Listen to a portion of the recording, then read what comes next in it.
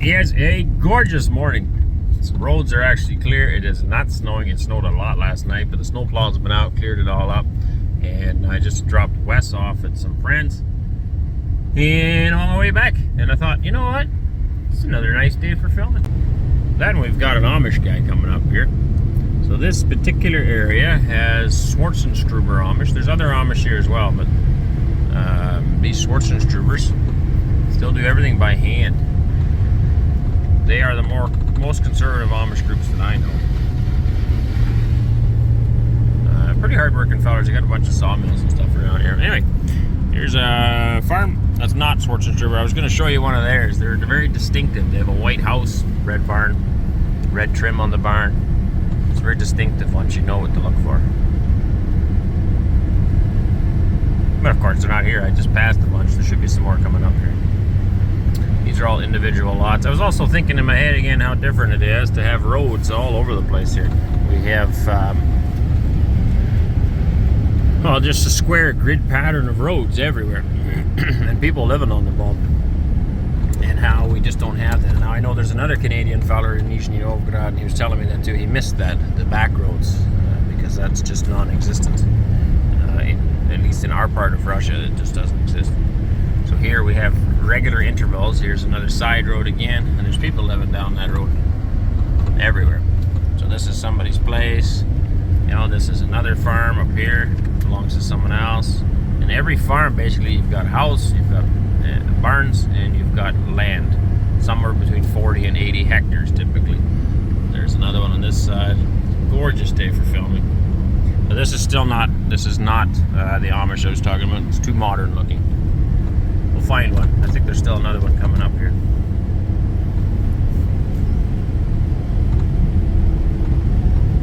The snow on the trees, absolutely beautiful. Okay, so this is a typical Schwarzenstruber.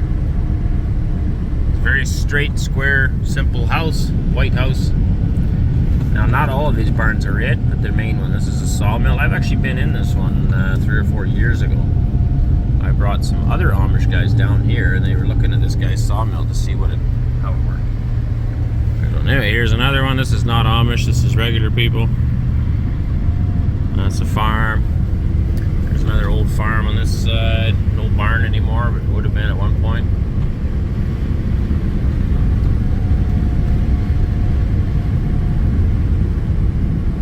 And I have to be honest, I do kind of miss this. Just being able to drive down these roads as well and all these old farms. There's one, somebody's house and barns. You know, early on when this land was settled, there was nobody here. These people came out here and they, well, not these people, but the ones that started these homesteads. And they carved it out. They put the fence posts in, built everything from scratch, cut all the trees down. And it would have been nothing. There's another Schwarzenstruber Amish. See by the red barns and the white house. Very typical. Beautiful place. There's another one coming up on our right.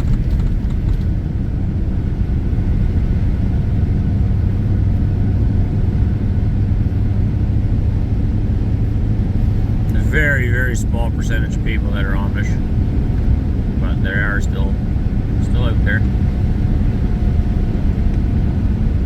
And they just want to live a simple life, basically. It's horse and buggy. They use horses for everything. They don't use any tractors or motor vehicles. They will have gas motors for stuff in the yard, moving things around.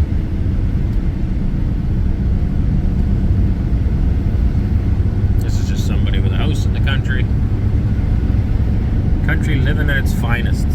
There's a lot of people that live out here in the country. We like to have our space. Same as the home we built. We like to be out there. God's beautiful nature. There's some beef cows in the snow. It's actually minus 12 this morning. It's cold. Now, if we were to stop here, you'd be able to tell that these beef cattle have, I don't know if you can see, I can't zoom in because my lens is still broken, unfortunately, but the barn door is wide open there, okay? These beef cows could easily go in that barn. A couple of them are in there, and lots of them are outside. And that's because cows like it outside. It's not really cold for them. This is a nice little farm. One day I hope to have some beef cattle as well. Here's another one.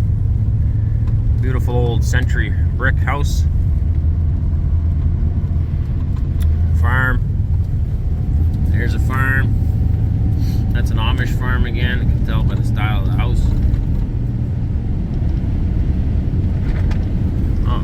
there's one back there on that side road there. Not Amish, just regular. Just pointing out farms mostly more than anything. But it is a gorgeous drive today. There's multiple families living here. You can see there's a couple of houses connected together. That's quite normal for the Amish. I don't know if you can see through that window or not. For the Amish, that's very normal to just continue to live together. Trees, I mean, that's just pretty. You can't deny that. It's beautiful. So I do miss that. Because in our area, this is what I keep saying, there is no family farms. There's no small farms around. There's just these big corporate farms, and people don't live there. And these are, you know, every one of these houses has a family in it, and that family takes care of this farm. Every single one. Here's another one. I've tried to explain this to people so many times, and they just don't seem to understand. It's just a different way of living. There's another family. You know, at one point, all these families had lots of kids, and school buses running around picking up all these kids to go to school. There's huge communities of people. Nowadays, people have less. Country people still have more kids than city folks, I guess. There's another farm.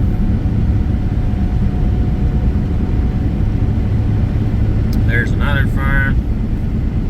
All up and down every single one of these side roads. It's all farms. The Lamb Palace, that one's called. There must be sheep farmers, I guess. There's a newer house on that side. Oh, that sun's coming up just gorgeous. There's another farm tucked in here. Now those big tall barns that you see on almost every place, they are historic. Most of them are well over 100 years old, and they're what we call a bank barn because one side of it is built into a hill so that you could drive upstairs and get feed from up there. And back then they would have done it with horses. You would have pulled a cart full of hay or feed up into the upstairs with your horses, unloaded it, and then back out, and then underneath they'd have a stone foundation, and that stone foundation, that's where you kept your cattle down underneath, all the feed up above, all contained. So they're basically all very similar. There is some different styles depending on where the immigrants came from, which part of Europe. They build a slightly different style, but for the most part they're very, very much the same, and typically around 40 feet by 60 feet. And then of course, as guys prospered and did well, they would add an addition here or add an addition there. Very few of them are really used anymore. They're not practical for modern farming, so people have moved on to other things, but the barns are still there, and of course you make use for it in a different way. But there's also lots that are sitting empty and lots that have fallen down or tore apart. But every farm's got one. You can see another one there, another one there. The house isn't even there anymore, but there's still a barn there. They're all over the countryside here. Here's a good example. You can see all the fences. So most of the farms are all divided off by fences, or with fences. You get up on a hill, it's easier to see, of course.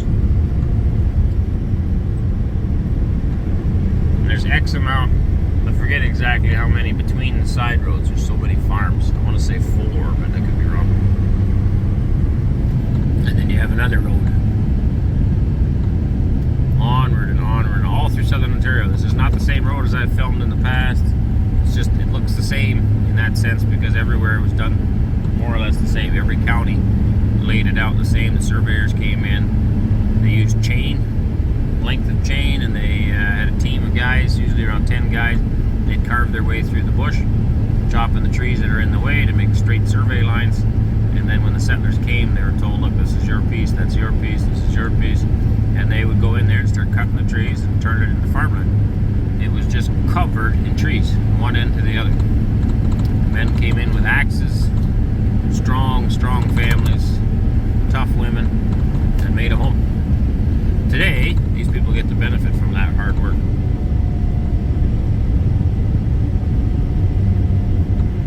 I thought I was done. This is a nice looking farm there too. Beautiful. These are maple trees, sugar maples, up and down the lane. That's very common as well. A lot of the old farms had that. They would have planted them in straight lines along the laneway. And those trees would now also be well over 100 years old. They're very slow growing tree. Sugar maple is. There's other kinds of maple, but sugar maple takes a long time to grow. And I could drive around all day today. Beautiful sunshine. See if we can find any wild turkeys for you guys. There's lots of those around here as well. But they're not always up at the road. Right here's some standing corn. I think the turkeys would love being in there. Lots to eat. Apparently it didn't dry very well this year, so there's a lot of corn out still. And they'll be combining that in the spring.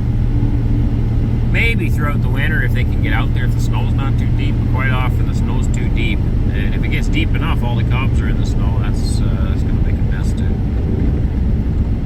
Looks like this is still low enough. Again, another farm on this side. We got a farm over here. There's another farm there. When I say farm, each one of these farms is a different family. Keep that in mind. Everything here is just full of family farms. Nothing like this exists to my knowledge in Russia. But I would love it if it did. Because these men and women right here, this is the backbone of the country. This is where all your food's produced. And it's much better to have 1,000 small farmers than it is to have one big guy. Because these men and women, in my belief, spend a lot more care and attention on doing things the right way than that big farm. Big corporate farms tend to be focused on money, greed. These people are focused on a livelihood. And they work hard from morning till night, every day, trying to provide food for themselves and for everybody else in the country. And I honestly would much rather see 1,000 of these men and women. And I think it's better for the economy because you have 1,000 different farming families that all need to shop, buy things, provide things, build things. It's good for the economy.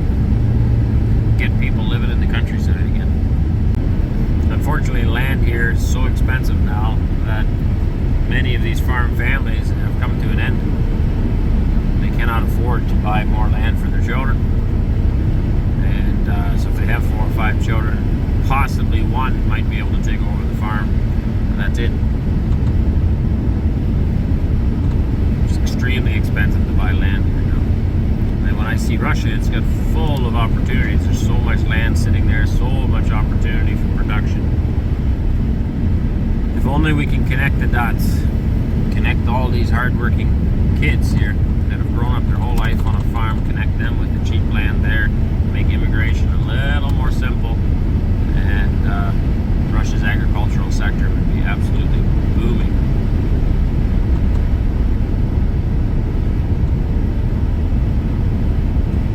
Something you can't replace. Every one of these families has kids that literally were born and raised their entire life on a farm. They have more farm knowledge than kids that are coming out of college or university. You can't replace that knowledge. An agricultural degree won't replace the stuff that you learn from the time you're 4 years old stumbling around on a farm. Real life experience can't be learned in a book.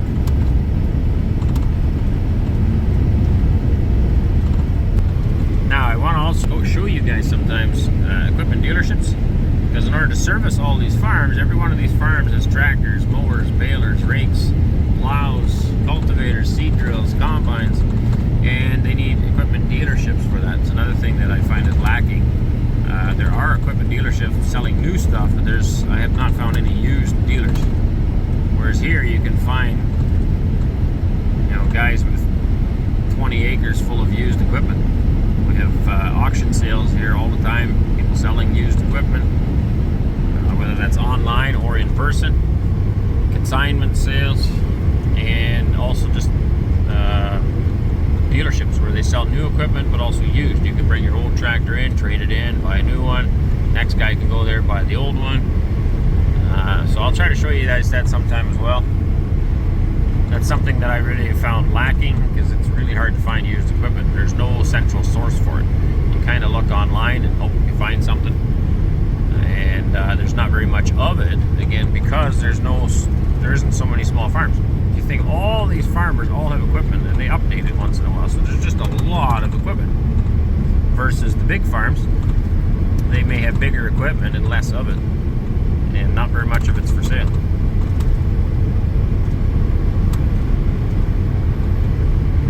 There's a bigger field. Somebody's probably bought a couple of farms, took the fences out, and started growing grain. Nice little one up on the hill.